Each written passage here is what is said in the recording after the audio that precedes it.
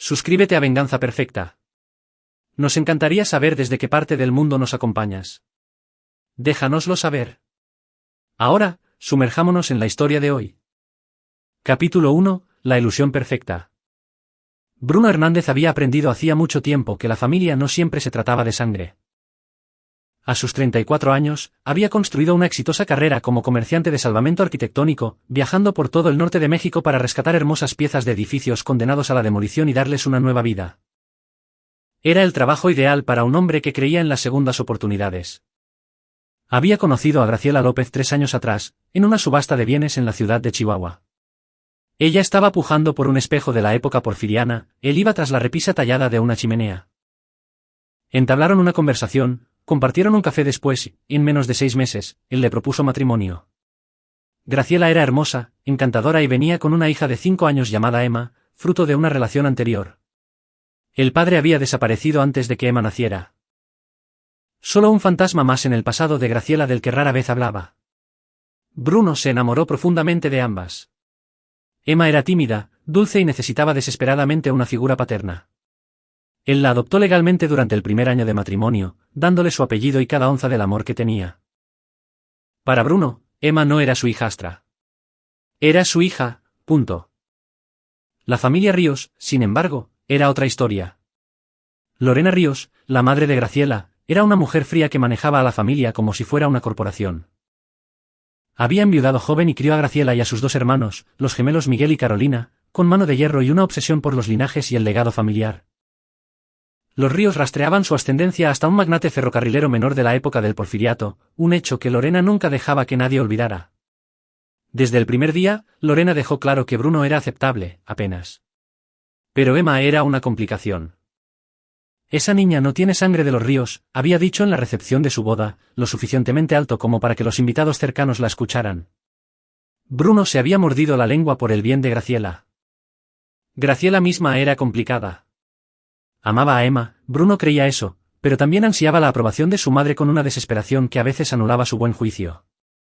Los gemelos, Miguel y Carolina, seguían el ejemplo de Lorena como nadadores sincronizados. Lo que mamá quería, mamá lo obtenía. Durante 2 años, Bruno había mantenido una paz incómoda. Evitaba las reuniones familiares cuando era posible, mantenía a Emma cerca durante las que no podía escapar, y construyó una fortaleza de amor y seguridad alrededor de su pequeña en casa. Ella estaba prosperando, le iba bien en primer grado, hacía amigos y aprendía a reír libremente de una manera que nunca había hecho antes de que Bruno entrara en su vida.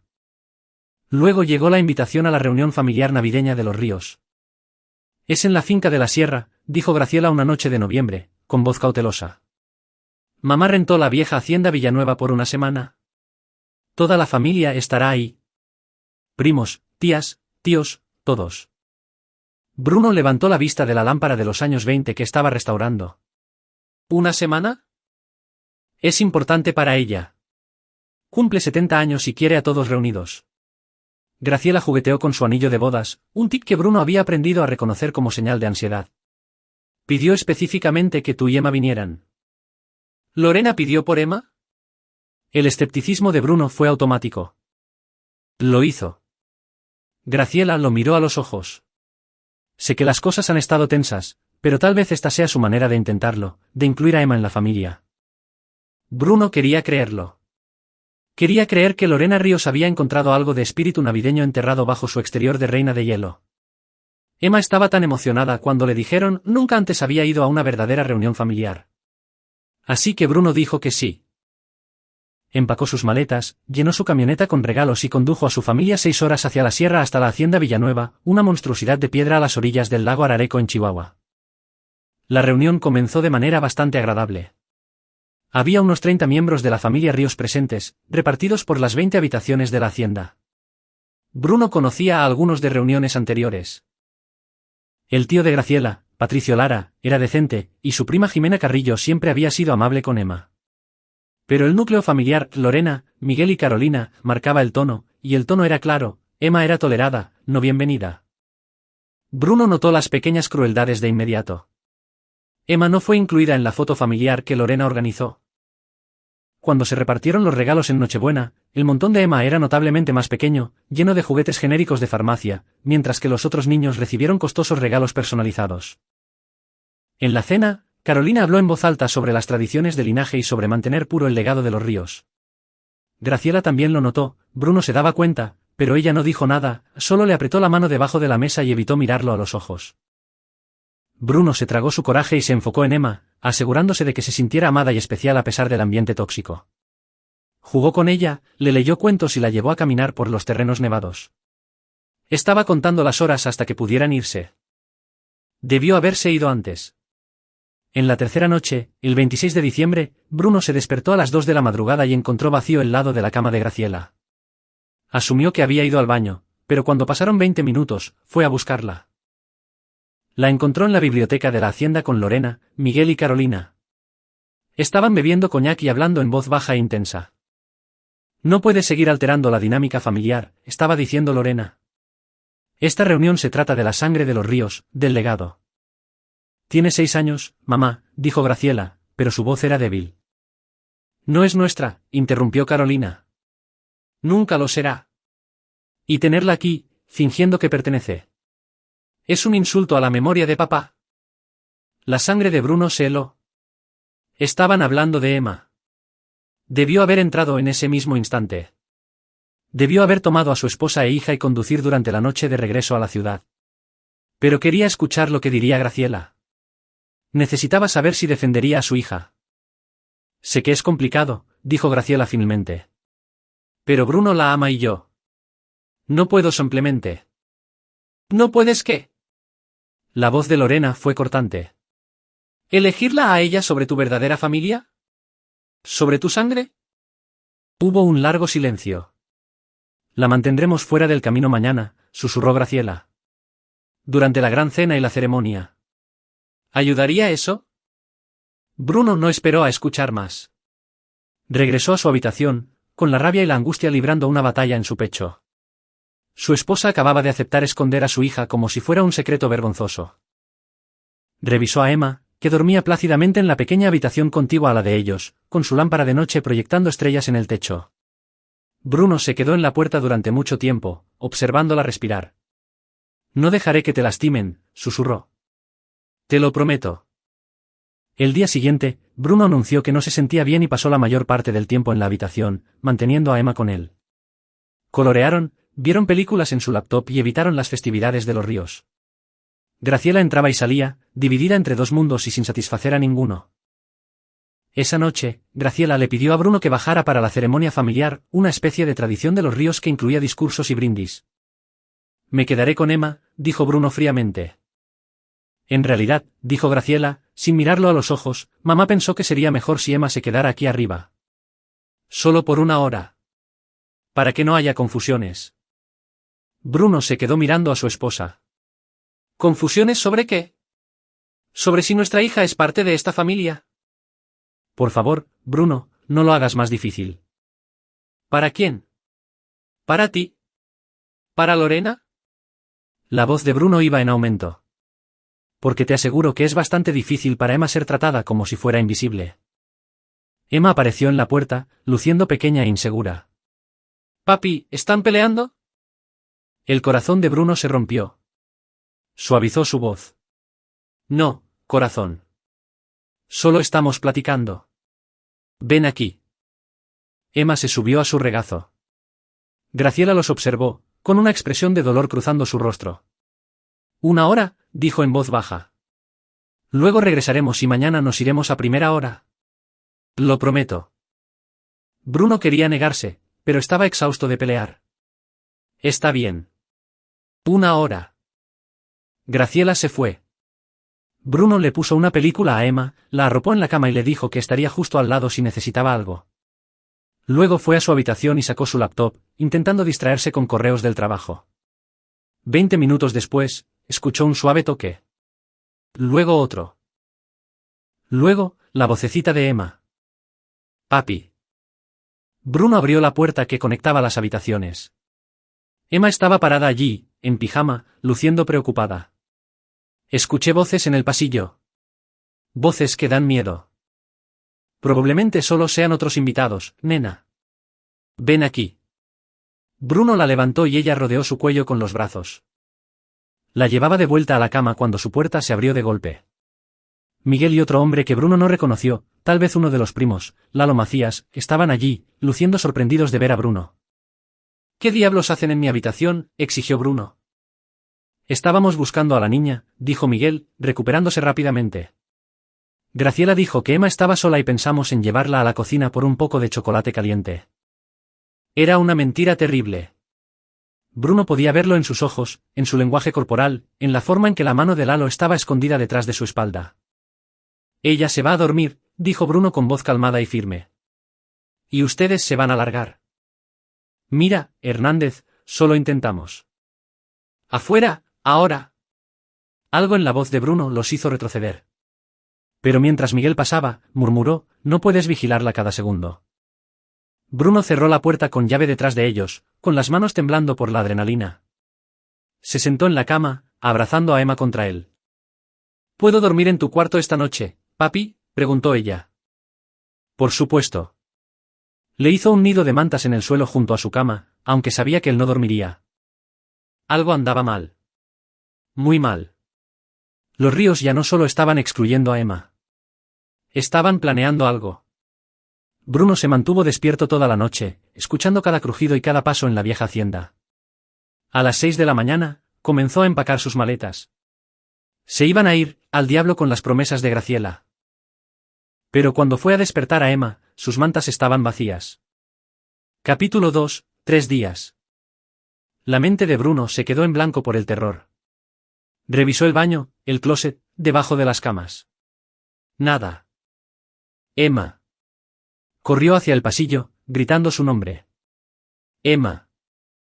Algunos parientes de los Ríos asomaron la cabeza fuera de sus habitaciones, luciendo molestos por haber sido despertados.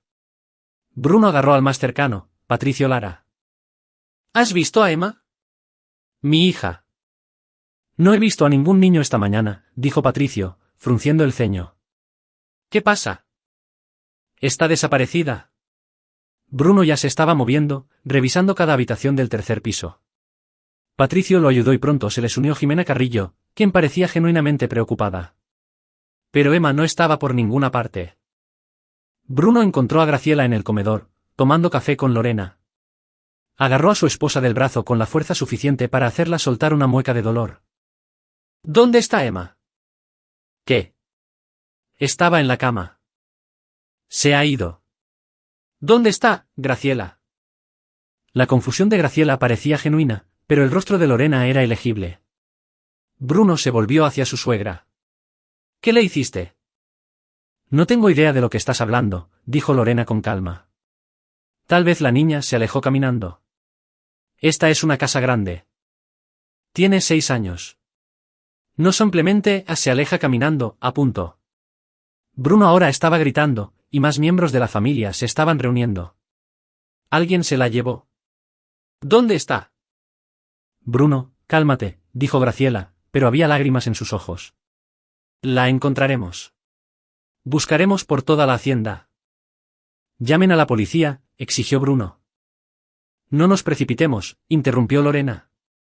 Estoy segura de que solo está escondida en alguna parte.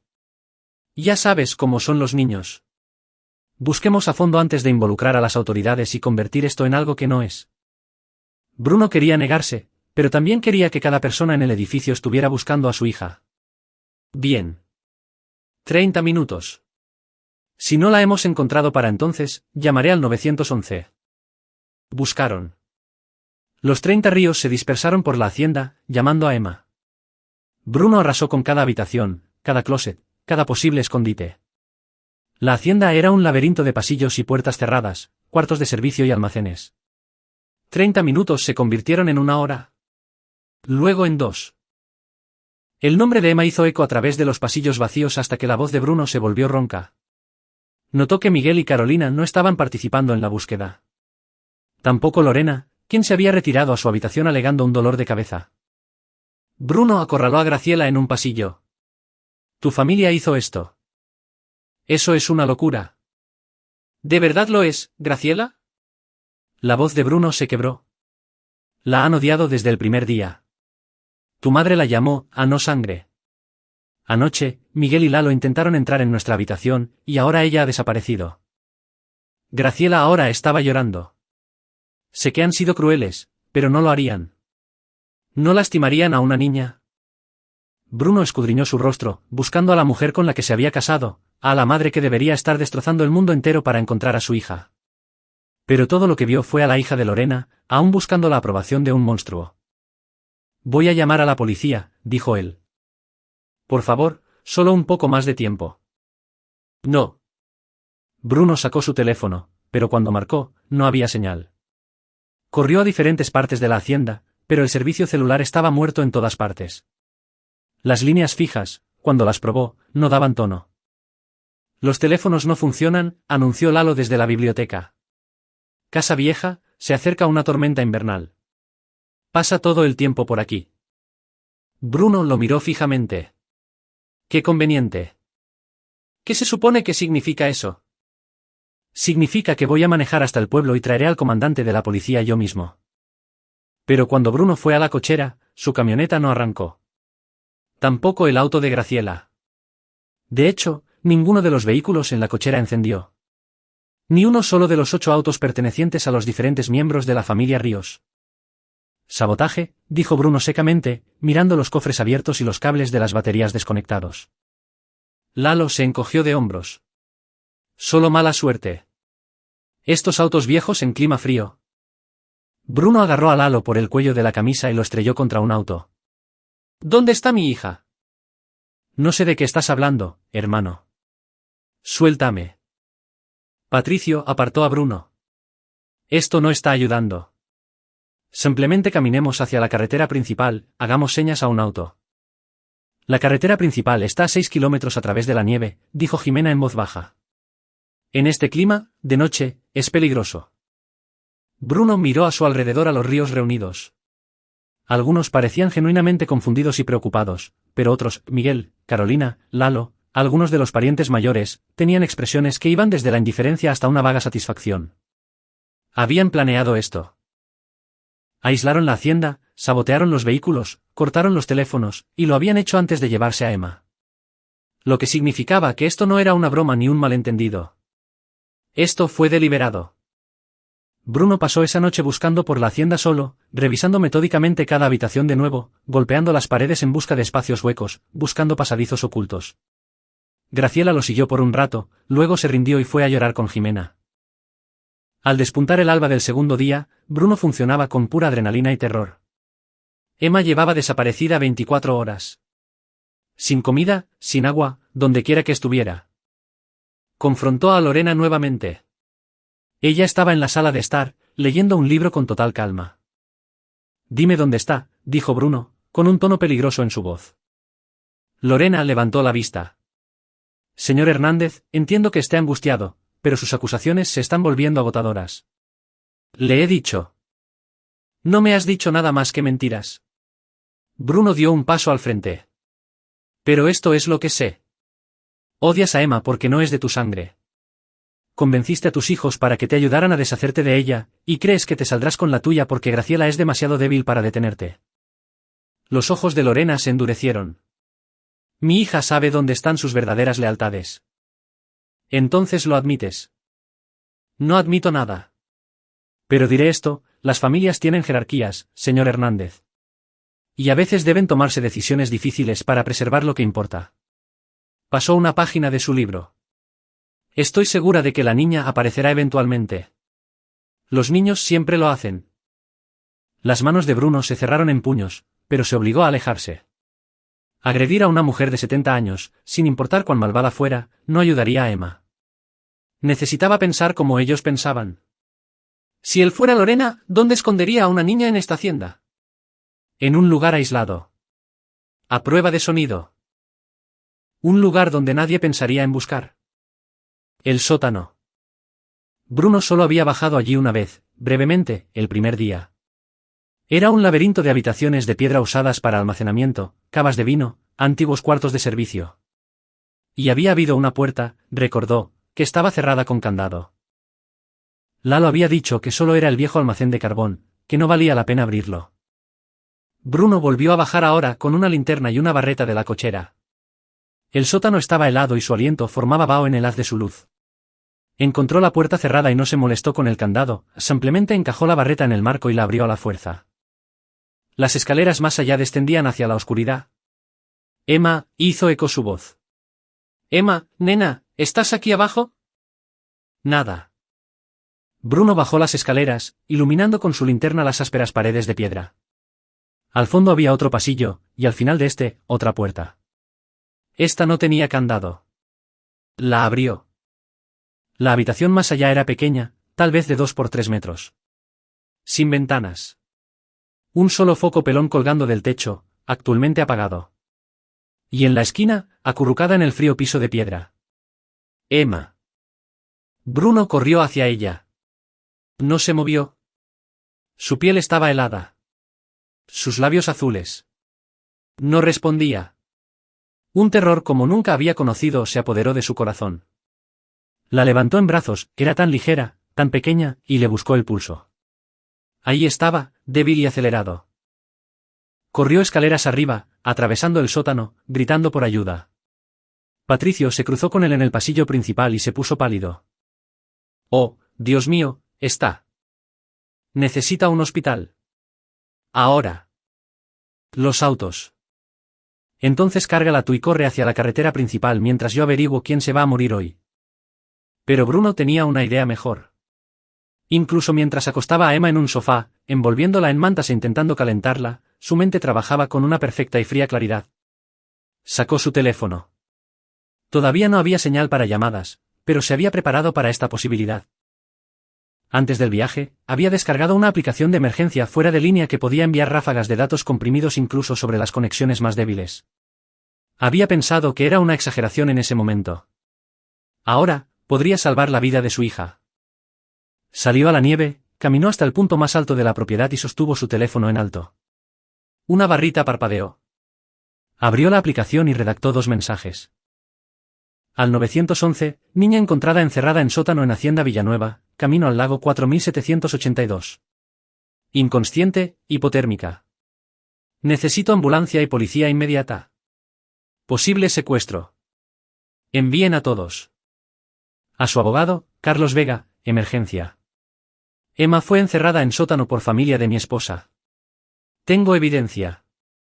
Envía toda autoridad legal que puedas a Hacienda Villanueva. No dejaré que esta gente se salga con la suya. Presionó enviar en ambos mensajes y rezó para que pasaran.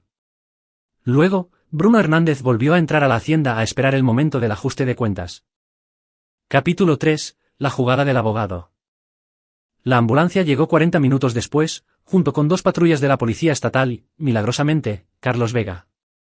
Bruno había conocido a Carlos 3 años atrás durante una disputa de propiedad con un cliente difícil. El hombre era un perro de presa en un traje costoso. Un exfiscal convertido en abogado defensor con reputación de destruir a sus oponentes. También era, según había descubierto Bruno, alguien que tomaba los casos de bienestar infantil como algo personal. Su propia hermana había sido abusada cuando era niña, y Carlos había pasado su vida asegurándose de que los abusadores pagaran. Mientras los paramédicos atendían a Emma, Carlos apartó a Bruno.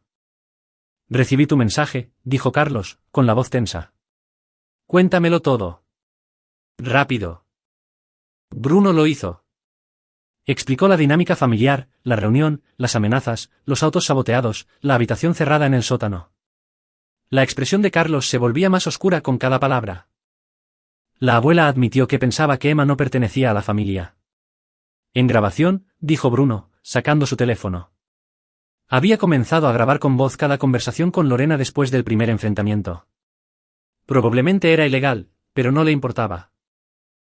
La tengo diciendo que, a las familias tienen jerarquías, y que, se deben tomar decisiones difíciles, a punto. Carlos escuchó la grabación con la mandíbula apretada. Eso no es una confesión, pero es un contexto condenatorio. ¿Qué hay de los otros? Miguel y Carolina estaban al tanto. Lalo también. Tal vez más. Bruno vio a los paramédicos subir a Emma a una camilla. Todavía no había despertado. Necesito ir con ella. Lo sé, pero primero, Carlos agarró el brazo de Bruno. Escúchame con atención. La policía va a investigar esto, pero a menos que alguien confiese, los cargos criminales son difíciles de probar. Las familias ricas tienen buenos abogados, y afirmarán que Emma bajó ahí sola. Que se encerró por accidente. Dirán que eres un esposo paranoico intentando sabotear a la familia de tu esposa. Entonces, ¿qué hago? La sonrisa de Carlos fue tan afilada como una navaja. ¿Me dejas hacer lo que mejor hago? Voy a presentar una moción de emergencia para la custodia total de Emma con una orden de restricción contra Graciela y cada miembro de la familia Ríos. Voy a demandarlos. Demandas civiles, Bruno. Por negligencia, por infligir intencionalmente angustia emocional, por poner en peligro a un menor. Los juicios penales necesitan pruebas más allá de toda duda razonable. Los juicios civiles solo necesitan una preponderancia de pruebas. Y voy a sepultarlos en la fase de descubrimiento, en declaraciones juradas y en el escrutinio público hasta que rueguen llegar a un acuerdo. No quiero un acuerdo. Los quiero en la cárcel. Y puede que también consigas eso. Pero el sistema legal es lento. Y está amañado a favor de las personas con dinero. Lo que yo puedo hacer más rápido es hacer de sus vidas un infierno en los tribunales civiles. Puedo congelar sus activos durante el litigio. Puedo arrastrar todos sus trapos sucios al registro público. Puedo asegurarme de que todos los que conocen, todas las personas con las que hacen negocios, vean exactamente lo que le hicieron a tu hija de 6 años. Bruno miró a su hija siendo sacada del lugar. Hazlo. Lo que sea necesario. Una cosa más, dijo Carlos en voz baja. ¿Tu esposa Graciela, dónde encaja en esto? Sabía que algo andaba mal y no hizo nada. Los eligió a ellos sobre Emma. La voz de Bruno estaba vacía. La quiero fuera de nuestras vidas. Entendido. Iniciaré los trámites de divorcio. Argumentaremos que su negligencia y complicidad la hacen inepta como madre. Obtendrás la custodia total. Mientras Bruno viajaba en la ambulancia con Emma, sosteniendo su diminuta mano, se hizo una promesa. Los Ríos querían jugar a la política familiar. Querían encerrar a su hija en un sótano como si no fuera nada. Bien. Les mostraría qué pasaba cuando ibas a la guerra contra alguien que amaba a su hija más que a su propio orgullo. Capítulo 4. Evidencias y consecuencias. Emma despertó en el hospital 36 horas después. Bruno estaba junto a su cama, donde había estado desde que llegaron. Ella estaba desorientada, asustada y deshidratada, pero viva. Papi. Su voz era un graznido. Aquí estoy, nena. Aquí estoy. Bruno estaba llorando. No le importaba. ¿Estás a salvo ahora? Te prometo que estás a salvo. Estaba oscuro. Tenía mucho miedo. Dijeron. Dijeron que tenía que quedarme ahí hasta que dejara de ser mala. La visión de Bruno se tornó roja. ¿Quién dijo eso, corazón? ¿Quién te puso ahí abajo? El tío Miguel y la tía Carolina. Dijeron que la abuela Lorena dijo que estaba bien porque yo no era realmente familia. Los ojos de Emma se llenaron de lágrimas. Traté de ser buena, papi. Lo intenté con todas mis fuerzas. Una enfermera en la habitación estaba documentando todo. También lo hacían una trabajadora social del DIF y un detective de la policía. La declaración de Emma, en sus propias palabras vacilantes, fue grabada y atestiguada. Fue más que suficiente. En un plazo de 24 horas, Miguel y Carolina Ríos fueron arrestados y acusados de secuestro, peligro para un menor y privación ilegal de la libertad. Lalo Macías fue acusado como cómplice. Lorena Ríos, como autora intelectual, enfrentaba los mismos cargos, más el de asociación delictuosa. Graciela no fue acusada penalmente, pero la moción de emergencia por la custodia presentada por Carlos fue concedida de inmediato. A Bruno se le otorgó la custodia temporal total, y a Graciela solo se le permitieron visitas supervisadas pendientes de una audiencia completa. Ella había aparecido en el hospital llorando y rogando perdón, pero Bruno hizo que la policía la sacara. No lo sabía, no dejaba de repetir. No sabía que de verdad lo harían. ¿Sabías lo suficiente?, dijo Bruno con frialdad. Los elegiste a ellos. Siempre los elegiste a ellos. Los medios de comunicación retomaron la historia en cuestión de días. Familia adinerada encierra a niña de 6 años en sótano durante reunión navideña fue el tipo de titular que se volvió viral. Los Ríos, que habían pasado décadas cultivando su imagen como parte de la aristocracia del norte de México, de repente se volvieron infames. Sus rostros estaban en todos los canales de noticias nacionales. Sus negocios, Lorena era dueña de varias propiedades comerciales, Miguel dirigía una firma de inversiones, enfrentaron boicots e investigaciones. Carolina perdió su puesto en la junta de una organización benéfica para niños, en un giro particularmente irónico. Pero Carlos no estaba satisfecho solo con los cargos penales. El tribunal penal es solo el comienzo, le dijo a Bruno en su oficina 2 semanas después. Ahora vamos tras todo lo que tienen. Carlos había presentado una demanda civil en nombre de Emma, demandando a Lorena, Miguel, Carolina y Lalo por 176 millones de pesos en daños y perjuicios 1-2. También había demandado al propietario de la hacienda por proporcionar el lugar y no garantizar la seguridad infantil, sabiendo que los Ríos también tendrían que cubrir esos costos. 176 millones, dijo Bruno. No los necesitamos. No se trata del dinero. Se trata del mensaje. Carlos esparció expedientes sobre su escritorio. La fase de presentación de pruebas ya ha revelado cosas interesantes. Lorena tiene un historial de sacar de su vida a miembros de la familia por decepcionarla. Una tía que se casó fuera de su círculo social. Un primo que es gay. Ella maneja a esa familia como una secta. Bruno. Y ahora vamos a exponerlo todo. Las declaraciones juradas fueron brutales. Carlos, que se había hecho de renombre destruyendo testigos en el estrado, destrozó a los Ríos como una motosierra. Lorena intentó mantener su dignidad. Pero Carlos tenía las conversaciones grabadas de ella con Bruno. Tenía el testimonio de Emma. Tenía los informes médicos que mostraban deshidratación severa e hipotermia en etapa temprana. Señora Ríos, dijo Carlos durante su declaración, con voz sedosa. Usted declaró en su conversación con el señor Hernández que a las familias tienen jerarquías y que se deben tomar decisiones difíciles. ¿A qué decisión difícil se refería? Estaba hablando filosóficamente. ¿Estaba hablando filosóficamente cuando instruyó a sus hijos a encerrar a una niña de 6 años en un sótano durante 3 días? Nunca los instruí. ¿Cómo supieron hacerlo? ¿Cómo supieron qué habitación usar? ¿Cómo coordinaron sabotear los vehículos y los teléfonos para evitar que el señor Hernández consiguiera ayuda? Carlos se inclinó hacia adelante. ¿O simplemente se les ocurrió la misma idea a todos de forma independiente? El abogado de Lorena objetó, pero el daño ya estaba hecho. Las transcripciones de la declaración se filtraron a la prensa, probablemente cortesía de los contactos de Carlos, y la opinión pública, ya en contra de los Ríos, se convirtió en una turba enfurecida. Miguel intentó argumentar que solo seguía la guía general de su madre, que solo había tenido la intención de alejar a Emma de los eventos familiares, no de encerrarla durante días. Pero los mensajes de texto recuperados de su teléfono contaban una historia diferente. Un mensaje a Carolina, enviado el día antes de que Emma desapareciera: mamá quiere que el problema se resuelva permanentemente. ¿Nos encargaremos en la hacienda? Asegúrate de que Hernández esté distraído. La respuesta de Carolina: ya era hora. Esa niña ha sido una mancha para la familia durante demasiado tiempo. Carlos imprimió esos mensajes en tamaño póster para la declaración. ¿Una mancha?, leyó en voz alta. Llamó mancha a una niña de 6 años. Carolina no tuvo respuesta. El juicio penal estaba fijado para dentro de 6 meses, pero el caso civil avanzó más rápido. Los abogados de los Ríos intentaron retrasarlo, desviar la atención, llegar a un acuerdo discretamente, pero Carlos rechazó cada oferta. «Quieren aventarle dinero a esto para que desaparezca», le dijo Carlos a Bruno.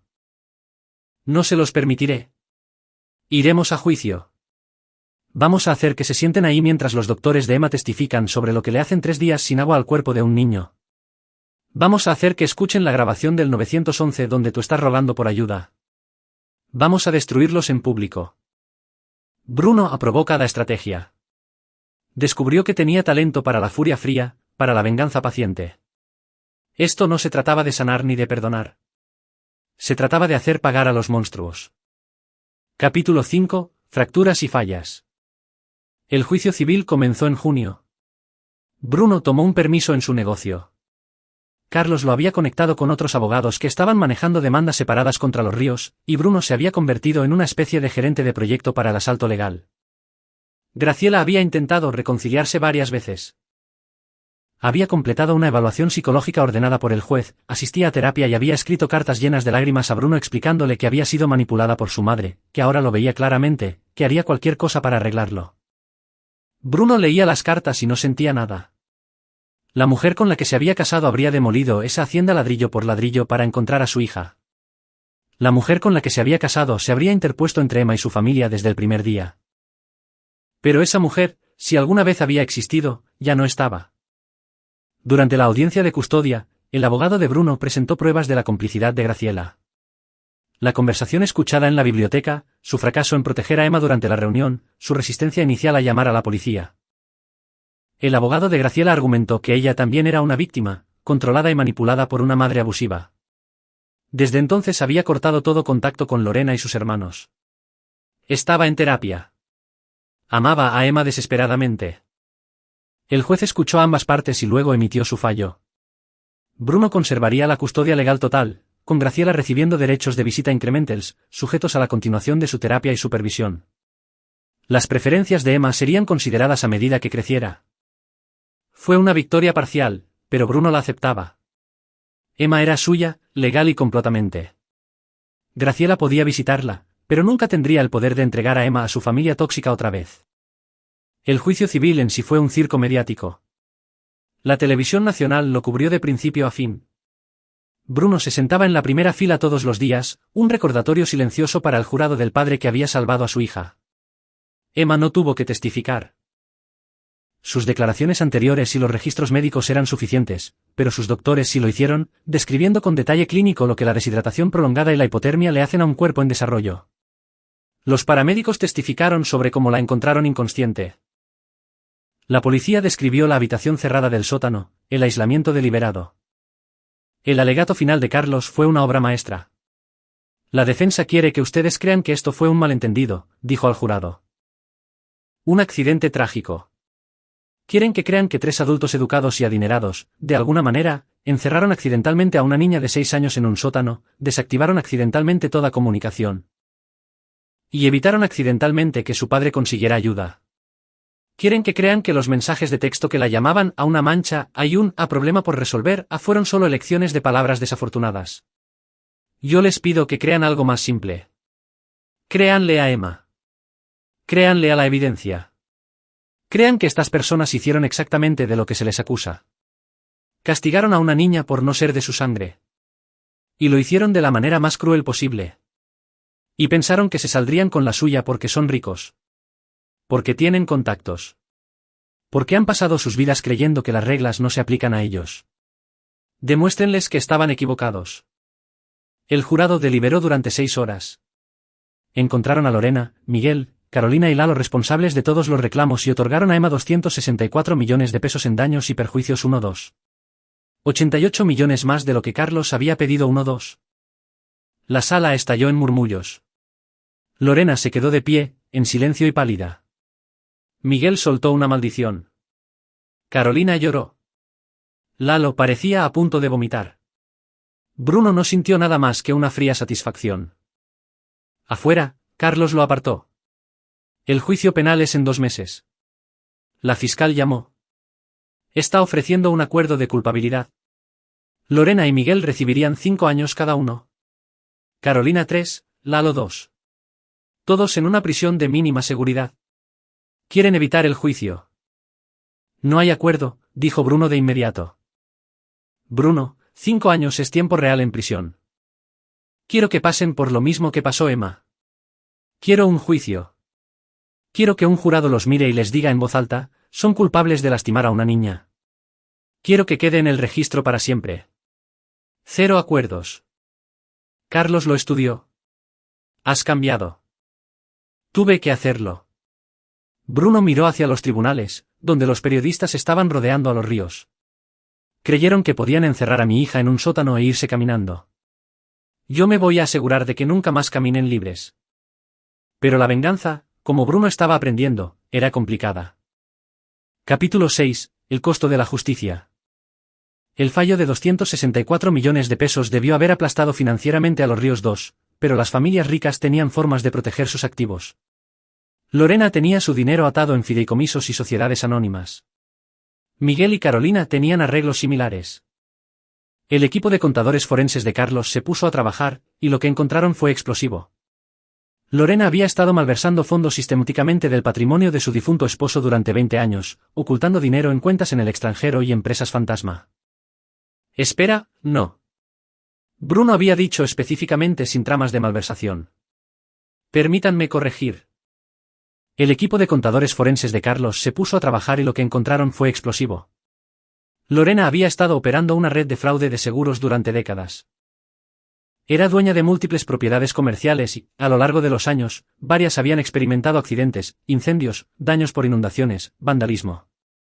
Cada vez, ella había inflado los reclamos al seguro al incluir recibos falsos por remodelaciones y equipos que nunca existieron. Había cobrado millones en pagos fraudulentos. Bruno no había estado buscando esto. Solo quería encontrar sus activos para cobrar la indemnización. Pero ahora tenía pruebas de un fraude grave. Se lo entregó a los fiscales que llevaban el caso penal. Estaban encantados. De repente, Lorena no solo enfrentaba cargos por poner en peligro a una menor. Enfrentaba múltiples cargos por fraude de seguros, cada uno de los cuales conllevaba de 5 a 10 años. ¿Su edad no la salvaría ahora? Esto era un delito financiero, y a las autoridades federales les encantan esos casos. Las ofertas para un acuerdo de culpabilidad se esfumaron. Los fiscales querían poner el ejemplo. Pero el costo para Bruno iba en aumento. Había pasado 6 meses viviendo para la venganza, y lo estaba vaciando por dentro. Apenas dormía. Había perdido 9 kilos. Su negocio se había resentido. Había tenido que vender parte del inventario solo para cubrir los honorarios legales, aunque Carlos estaba trabajando parcialmente de forma gratuita. Y Emma, a pesar de que se estaba haciendo justicia, estaba batallando. Tenía pesadillas. Le daban miedo las habitaciones oscuras, estar sola y las reuniones familiares. Preguntaba constantemente si la abuela Lorena podría volver. Bruno la abrazaba durante las pesadillas y le aseguraba que estaba a salvo. Pero se preguntaba si arrastrar todo esto juicio tras juicio la estaba ayudando a sanar o solo mantenía la herida abierta. Graciela, sorprendentemente, se había convertido en una aliada inesperada. Durante una de sus visitas supervisadas, se había derrumbado por completo frente a Bruno. Le fallé, dijo Graciela, con lágrimas en el rostro. A los dos les fallé. Mi madre. Ella me crió para creer que la lealtad familiar lo era todo, que nuestro linaje importaba más que cualquier otra cosa. Y yo me lo tragué. Dejé que me envenenara. Pero cuando vi a Emma en ese hospital. A Graciela se le quebró la voz. Me di cuenta de que me había convertido en mi madre, y me odio por ello. Bruno quería odiarla también. Pero en su mayoría, solo se sentía cansado. ¿Vas a testificar contra ellos?, preguntó. En el juicio penal, asintió Graciela. El fiscal me lo pidió. Voy a decirles todo. Como mi madre siempre odió a Emma. Como Miguel y Carolina hacían todo lo que ella decía. Como los escuché planear algo la noche antes de que Emma desapareciera, pero fui demasiado cobarde para detenerlos. Eso destruirá lo que queda de tu familia. Ya no son mi familia.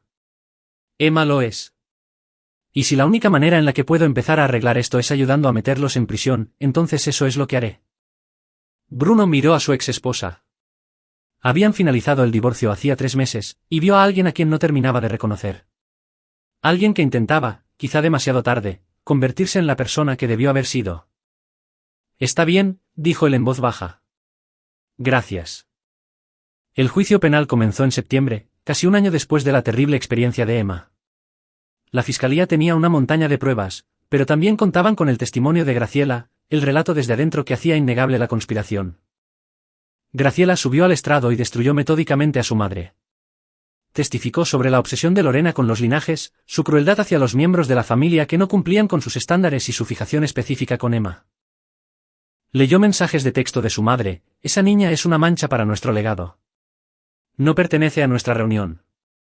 Describió la conversación que Bruno había escuchado.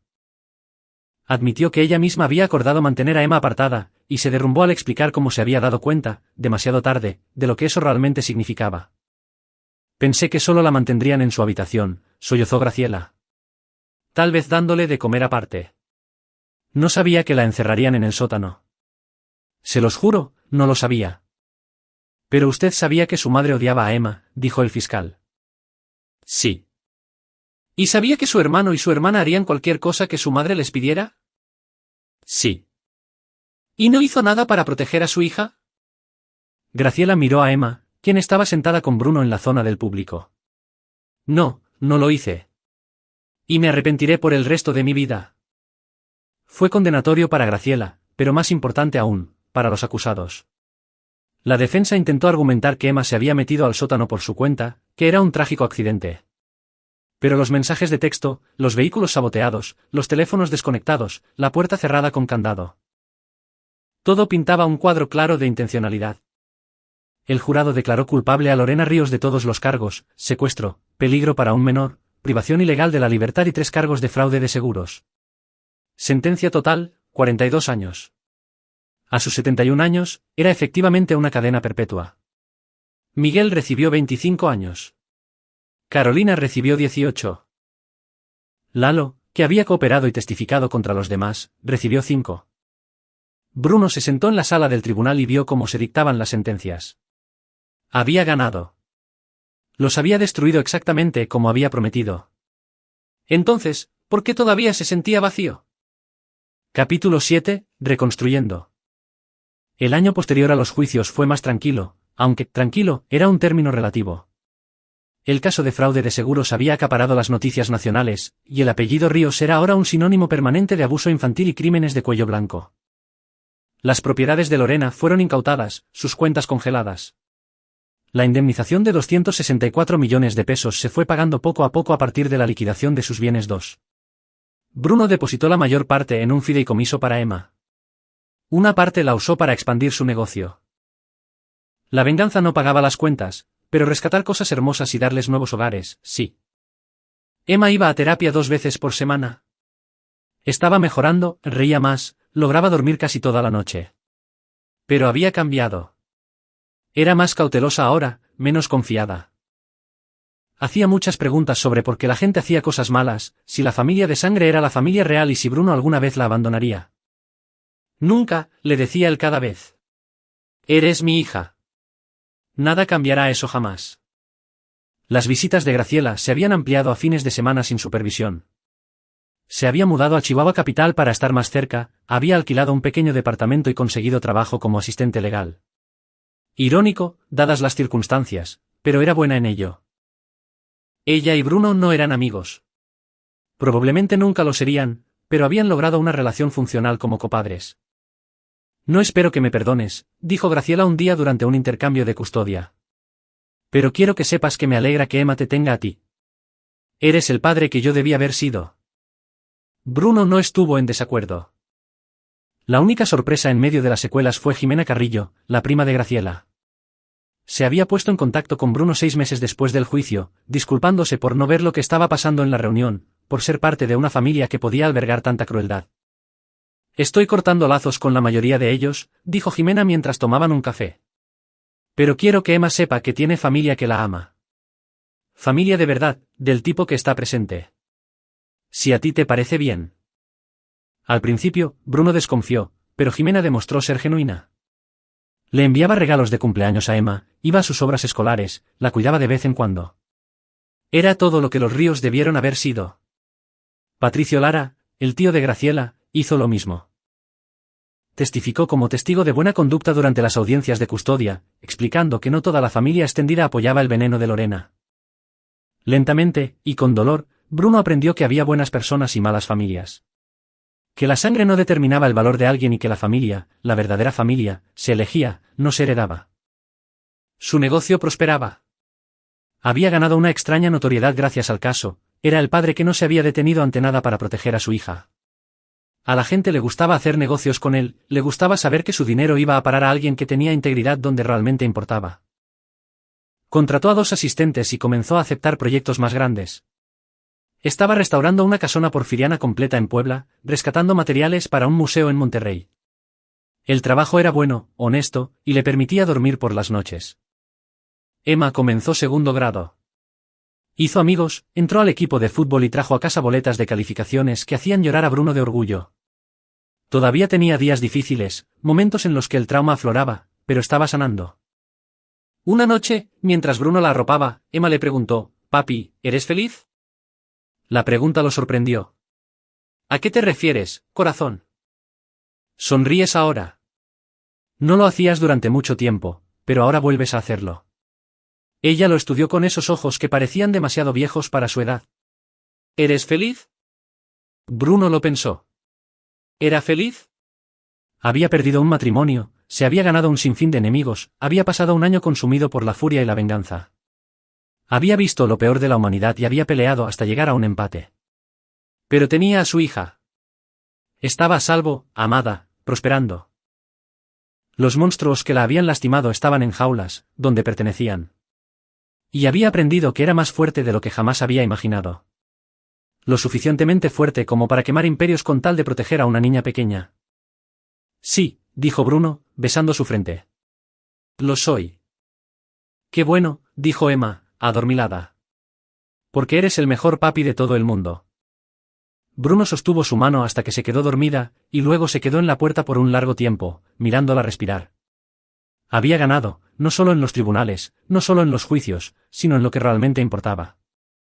Emma estaba bien. Todo lo demás, era solo ruido. Capítulo 8. El ajuste de cuentas vuelve a casa. Pero los Ríos, incluso estando encerrados, no habían terminado de intentar lastimarlo. 18 meses después de las condenas, Bruno recibió una carta de Lorena. Había sido enviada a través de su abogado. No se le permitía contactarlo directamente, pero había encontrado un vacío legal. La carta era corta. Me ha quitado todo, señor Hernández. Mi libertad, mi fortuna, el apellido de mi familia. Pero quiero que sepa que no me arrepiento de nada. Emma nunca fue sangre de los Ríos. Nunca lo será. Puede que haya ganado en sus tribunales humanos, pero la historia lo recordará como el hombre que destruyó un legado por una hija ilegítima que nunca perteneció ahí. Espero que piense que valió la pena. Bruno leyó la carta una vez, y luego la quemó. Pero lo hizo pensar en los legados, en lo que sería recordado. Los Ríos habían pasado décadas construyendo su reputación como pilares de la comunidad, y Bruno la había desmantelado en un año. ¿Pero qué estaba construyendo él? Inició la Fundación Emma Hernández, una organización sin fines de lucro dedicada a ayudar a niños en casas hogar y en situaciones de abuso. El dinero del fallo contra los Ríos la financiaba. En un año, habían ayudado a colocar a 30 niños en hogares seguros, proporcionaron asistencia legal a una docena de familias y patrocinaron terapia para innumerables niños. A los 8 años, Emma cortó el listón en la inauguración de las oficinas de la fundación. Estaba tímida al respecto, pero también orgullosa. Esto es por lo que te pasó a ti, le dijo Bruno antes de la ceremonia. Tomaste algo terrible y lo estamos convirtiendo en algo bueno. Deberías estar orgullosa. ¿Estás orgulloso de mí, papi? Todos y cada uno de los días. La fundación se convirtió en la segunda pasión de Bruno después de Emma. Descubrió que era bueno para recaudar fondos, para organizar, para construir algo que importara. Carlos Vega se unió a la junta directiva y donó sus servicios legales pro bono para sus casos. Graciela, en un giro inesperado, pidió ser voluntaria. Bruno dudó al principio, pero ella demostró su valía. Trabajaba en la recepción de casos, ayudaba a padres asustados a navegar por el sistema, usando sus propios fracasos para conectar con familias en crisis. No puedo deshacer lo que hice, le dijo Graciela a Bruno durante una reunión de la fundación. Pero tal vez pueda evitar que le pase a alguien más. No era redención, no del todo, pero era algo. El segundo golpe llegó 2 años después de las condenas. Miguel Ríos, desde prisión, intentó lanzar una apelación afirmando que su juicio había sido injusto debido al sesgo mediático y a la selección de un jurado con prejuicios. Carlos lo frenó en seco durante los argumentos orales con su brutalidad característica. El acusado argumenta que la cobertura mediática de sus crímenes perjudicó su caso. Tal vez debió haber considerado eso antes de enviarle un mensaje de texto a su hermana diciendo que una niña de 6 años era una mancha para la familia. La Corte de la Opinión Pública pudo haberlo juzgado duramente, pero el Tribunal de Justicia lo juzgó con justicia. Su apelación no es más que una pérdida de tiempo para este tribunal. La apelación fue denegada. Carolina fue la siguiente, alegando que había sido obligada por su madre y que debió haber recibido una sentencia más leve. Esa apelación también fue denegada. La evidencia era demasiado clara, su participación demasiado voluntaria. Lalo, que había recibido la sentencia más leve por cooperar, fue liberado después de 3 años por buena conducta. Abandonó el estado inmediatamente, y por lo que Bruno pudo averiguar, nunca volvió a hablar con ningún Ríos. Uno por uno, las personas que habían lastimado a Emma estaban pagando el precio. Pero Bruno se dio cuenta de que ya no estaba revisando sus apelaciones, ya no estaba llevando la cuenta del tiempo que llevaban en prisión. Estaba demasiado ocupado viviendo. Capítulo 9. Lo que realmente significa la sangre. Emma cumplió 10 años en la primavera. Era brillante, divertida y notablemente bien adaptada considerando lo que había pasado. Había testificado ante un comité del Congreso sobre la reforma del bienestar infantil, había aparecido en un documental sobre la fundación y hasta había escrito un ensayo para su escuela sobre lo que significa la familia, que hizo que Bruno llorara a moco tendido cuando lo leyó. La familia no se trata de sangre, había escrito. Se trata de quien está ahí cuando tienes miedo. ¿Quién pelea por ti cuando tú no puedes pelear por ti mismo? ¿Quién te ama incluso cuando otras personas dicen que no vales la pena ser amado? Mi papá me enseñó eso.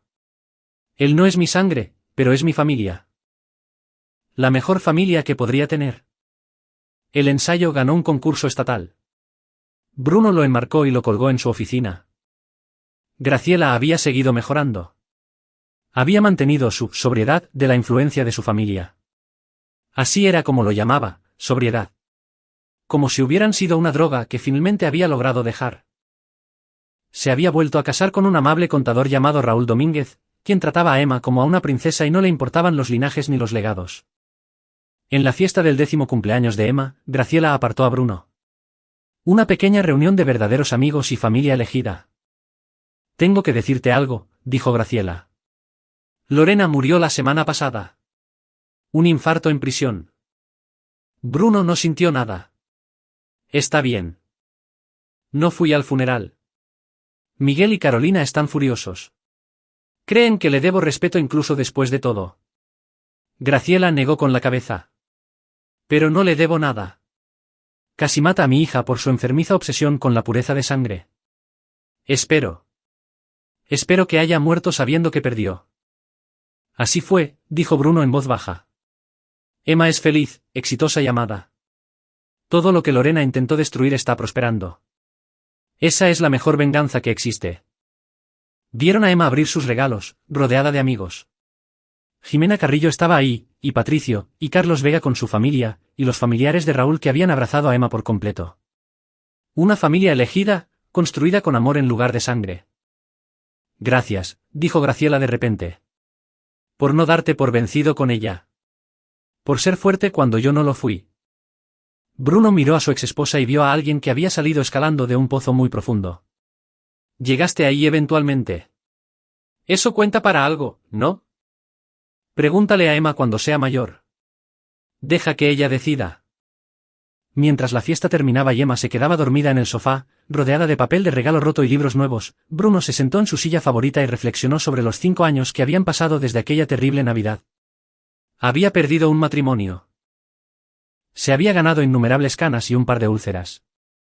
Había aprendido que las personas podían ser monstruos, que los linajes no significaban nada, que el dinero corrompía, y que el sistema legal era tanto imperfecto como esencial. Pero también había aprendido que él era más fuerte de lo que jamás había imaginado. Que el amor real, feroz y protector, podía mover montañas. Que la familia que uno elige es más poderosa que la de sangre. Que la justicia, aunque lenta, era posible.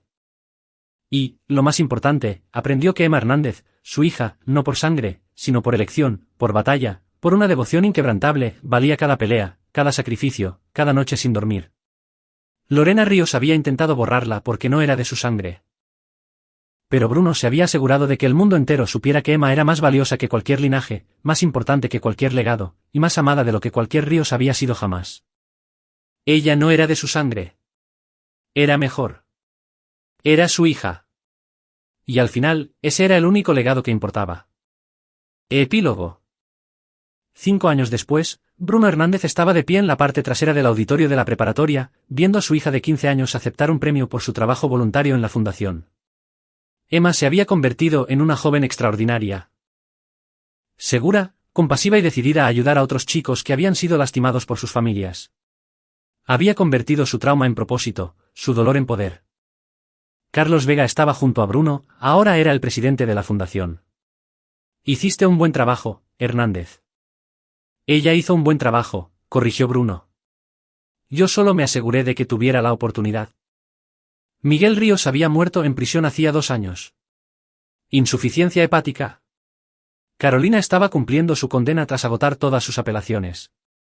El apellido de la familia estaba destruido. El imperio de los ríos había sido liquidado y el dinero distribuido a las víctimas de sus diversos crímenes.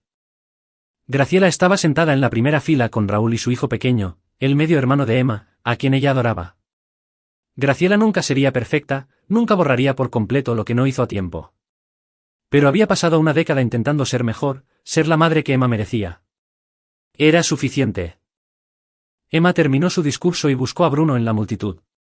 Sonrió. Esa misma sonrisa brillante que tenía de niña, la que casi había sido extinguida en un sótano helado. Pero no lo fue, porque Bruno Hernández se había negado a dejar que los monstruos ganaran. Él le devolvió la sonrisa y articuló con los labios: «Estoy orgulloso de ti». Emma articuló de vuelta: «Te quiero, papá». No papá de sangre. No papá adoptivo. Simplemente papá. El único título que alguna vez importó. Aquí es donde nuestra historia llega a su fin. Comparte tu opinión en la sección de comentarios. Gracias por tu tiempo. Si disfrutaste de esta historia, por favor suscríbete a este canal. Haz clic en el vídeo que ves en pantalla y nos vemos la próxima.